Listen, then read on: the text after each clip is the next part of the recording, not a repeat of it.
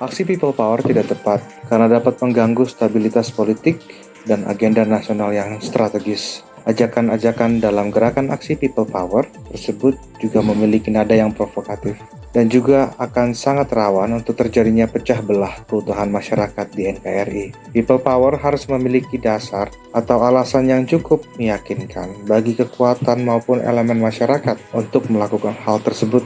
Aksi people power tersebut tentu akan menjadi pemicu akan terjadinya kegaduhan yang baru, yang mana nanti hasilnya tentu sama sekali tidak akan memberikan dampak apapun kepada masyarakat. Meskipun sebagai bagian dari hak berserikat, berkumpul, dan menyampaikan pendapat, people power sebaiknya tetap harus dalam koridor hukum dan moral. Narasi provokatif dan agitatif yang diserukan sejumlah elit politik, agamawan, dan kalangan intelektual harus dihentikan demi persatuan bangsa.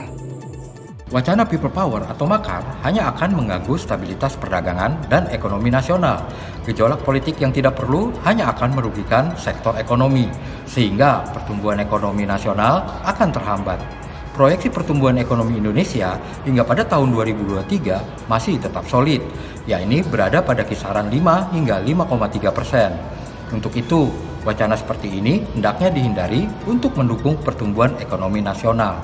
Masyarakat sendiri saat ini sedang banyak mengalami permasalahan, utamanya mereka sedang dihadapkan pada situasi sosial dan ekonomi yang kini masih tidak menentu akibat adanya ketidakpastian ekonomi global semenjak ancaman krisis, inflasi, hingga stagflasi di dunia semenjak tahun 2022. Justru apabila ketika masyarakat sendiri tengah dihadapkan pada situasi yang serba sulit ini, namun malah ditambah dengan adanya aksi-aksi yang sama sekali dan tidak jelas dapat memberikan dampak manfaat yang positif untuk rakyat, maka hendaknya hal-hal tersebut tidak perlu dilakukan sama sekali. Istilah people power merujuk pada aksi massa yang melibatkan rakyat secara massal untuk menuntut perubahan politik dan sosial.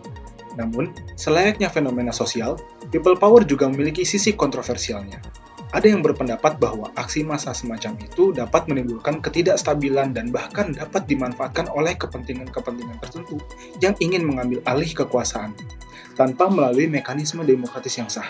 People power rawan ditunggangi pihak tertentu dengan muatan politis tertentu, sehingga belum tentu gerakan ekstra parlementer tersebut dapat memperjuangkan nilai-nilai demokrasi dan kepentingan rakyat banyak. Mengingat beragamnya opini terkait people power, penting bagi teman-teman mahasiswa agar lebih bijak dalam melakukan aksi massa, sehingga hal tersebut justru tidak menjadi kontraproduktif terhadap effort peningkatan kesejahteraan dan nilai-nilai demokrasi.